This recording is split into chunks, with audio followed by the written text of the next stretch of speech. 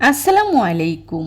ভর্তা তো অনেকেই অনেক ধরনের খেয়েছেন, কিন্তু একবার হলেও এই চিংড়ি শুটকির ভর্তা তৈরি করে দেখুন। একবার যে কেউ এভাবে ভর্তা তৈরি করে খেলে এই ভর্তার প্রেমে পড়ে যাবেন, এতটাই দুর্দান্ত হয়। আমি যেভাবে ভর্তাটা তৈরি করে দেখাচ্ছি, এভাবে যদি আপনারা ভর্তাটা তৈরি করেন তাহলে বিশ্বাস করেন এর টেস্ট মুখে লেগে থাকবে। এর টেস্ট আপনারা ভুলতে পারবেন না। এটা খেতে এতটা মজার হয়।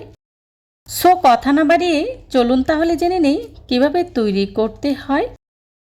আজকের এই মজাদার চিংড়ি শুটকির ভর্তা তৈরি করার জন্যে প্রথমে আমি এখানে নিয়েছি চিংড়ি শুটকি। আর শুটকিগুলোকে হালকা কুসুম গরম পানি দিয়ে 10 মিনিটের মতো পানিতে ভিজিয়ে রেখে খুব ভালো করে ধুয়ে পরিষ্কার করে নিয়েছি। শুটকিতে কিন্তু প্রচুর পরিমাণে ময়লা থাকে, তাই চেষ্টা করবেন শুটকিটা খুব ভালো করে ধুয়ে নিতে। এবার শুটকিটাকে আমি খুব ভালো করে ভেজে নেব। শুটকিটা ভাজার জন্য চুলায় একটি প্যান বসিয়ে তার মধ্যে দিয়ে দিচ্ছি আগে থেকে ধুয়ে রাখা চিংড়ি শুটকি। শুটকিগুলোকে আমি অনবরত নেড়েচেড়ে খুব ভালো করে ভেজে নেব। শুটকির পানিটা পুরোপুরি শুকিয়ে আসা পর্যন্তই অনবরত নেড়েচেড়ে ভেজে নিতে হবে। শুটকিটা যখন ভাজতে ভাজতে একটা সময় একদমই মচমচে হয়ে যাবে, তখনই বুঝে নিতে হবে শুটকিটা ভাজা হয়ে গিয়েছে। এই পর্যায়ে কিন্তু চুলার আঁচটা একদমই লো হিটে রেখে শুটকিটাকে ভেজে নিতে হবে, না হলে কিন্তু শুটকিটা পুড়ে যেতে পারে। তাই ফার্স্ট থেকে লাস্ট পর্যন্ত শুটকিটা ভাজার ক্ষেত্রে চুলার আঁচ লোতে রেখেই ভেজে নিতে হবে। দেখতেই পাচ্ছেন আমি বেশ অনেকটা সময় নিয়ে শুটকিটাকে খুব ভালো করে ভেজে নিয়েছি। এবার চুলা থেকে নামিয়ে নিচ্ছি। চুলা থেকে নামিয়ে এক সাইডে রেখে দিচ্ছি। শুটকিটা ভাজা হয়ে গেলেই একই প্যানে দিয়ে দিচ্ছি 1 টেবিল চামচ রান্না করার রেগুলার তেল। তেলটা হালকা গরম হয়ে আসলেই দিয়ে দিচ্ছি শুকনো মরিচ। এবার শুকনো মরিচগুলোকে আমি খুব ভালো করে ভেজে নেব।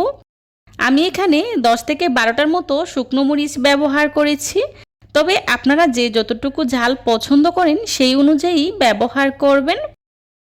তবে ভর্তাটা যদি কিছুটা ঝাল হয় তাহলে কিন্তু খেতে অনেক বেশি ভালো লাগে। আমার শুকনো মরিচটা ভাজা হয়ে গিয়েছে। এবার চুলা থেকে নামিয়ে নিচ্ছি। চুলা থেকে নামিয়ে এক সাইডে রেখে দিচ্ছি।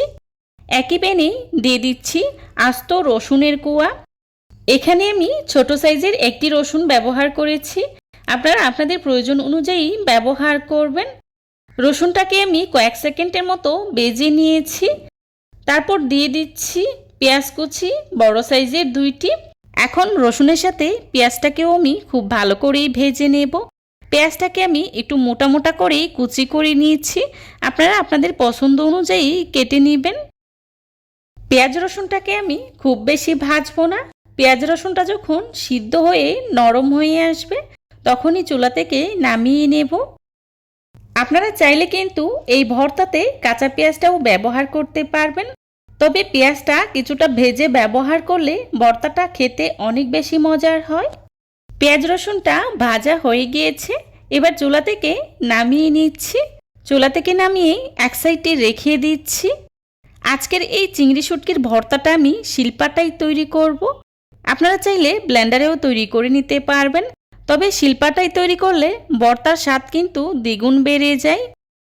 ভর্তা তৈরি করার জন্যে প্রথমে আমি আগে থেকে বেজে রাখা শুকনো মরিচের বোটা ছাড়িয়ে শুকনো মরিচগুলোকে খুব ভালো করে বেটে নিচ্ছি। শুকনো মরিচগুলোকে আমি 2বার করে খুব ভালো করে বেটে নিয়েছি। দেখতেই পাচ্ছেন এই পর্যায়ে দিয়ে দিচ্ছি আগে থেকে ভেজে রাখা পেঁয়াজ আর রসুন। এখানে আমি রসুনটাকে খুব ভালো করে মিহি করে বেটে নেব, আর পেঁয়াজটাকে আধ ভাটা করেই বেটে নেব। পেঁয়াজ রসুনটা বেটে নেওয়া হয়ে গেলেই দিয়ে দিচ্ছি আগে থেকে বেজে রাখা চিংড়ি শুটকি। এবার চিংড়ি শুটকিগুলোকে আমি খুব ভালো করে মিহি করে বেটে নেব। চিংড়ি শুটকি ভাজার সময় শুটকিটা কিন্তু খুবই মুচমুচে হয়, তাই এভাবে পাটায় বাটলে খুব সহজেই শুটকিটা মিহি হয়ে যায়। এভাবে পাটায় বেটে চিংড়ি শুটকি ভর্তাটা আপনারা যদি না খেয়ে থাকেন, অনুরোধ থাকবে একবার হলেও এভাবে করে চিংড়ি শুটকির ভর্তাটা তৈরি করে খাবেন, তাহলেই বুঝতে পারবেন এই ভর্তাটা খেতে কতটা মজার হয়। এই ভর্তাটা খেতে যে কতটা মজার হয় সেটা আপনাদেরকে বলে বোঝানো সম্ভব না, সেটা শুধু খেয়েই উপলব্ধি করতে হবে। ধোয়া ওঠা সাদা গরম ভাতের সাথে এই ভর্তাটা হলে আপনার কিন্তু আর কোনো পদেরই দরকার পড়বে না, এতটাই মজার হয়। এক প্লেট ভাত নিমিষেই শেষ হয়ে যাবে। চিংড়ির শুটকিগুলোকে আমি খুব ভালো করে বেটে নিয়েছি। এবার সব কিছুকে একসাথে করে আলতো করে আরও একবার বেটে নেব। দেখতেই পাচ্ছেন চিংড়ির শুটকিগুলোকে আমি আরও একবার আলতো করে বেটে নিয়েছি। এতে করে পেঁয়াজ মরিচ আর রসুনের সাথে শুটকিগুলো খুব ভালো করেই মিশে যাবে। গরম গরম ধোয়া ওঠা ভাতের সাথে এমন একটা ভর্তা হলে আমার কিন্তু আর কোনো কিছুই লাগে না।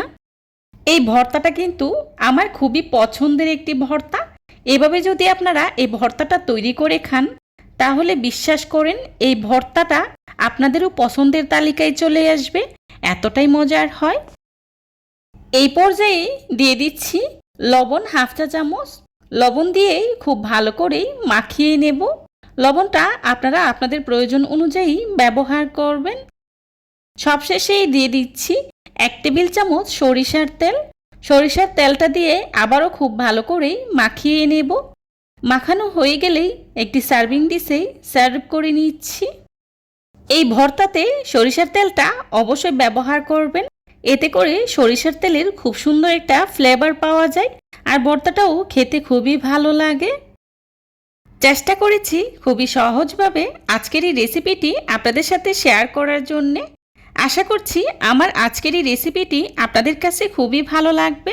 যদি ভালো লেগে থাকে তাহলে অবশ্যই লাইক কমেন্ট শেয়ার করতে ভুলবেন না।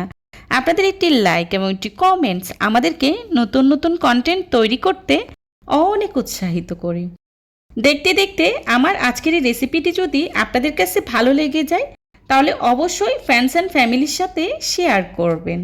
যারা এতক্ষণ ধৈর্য সহকারে আমার ভিডিওটি দেখেছেন তাদেরকে জানাই অসংখ্য ধন্যবাদ।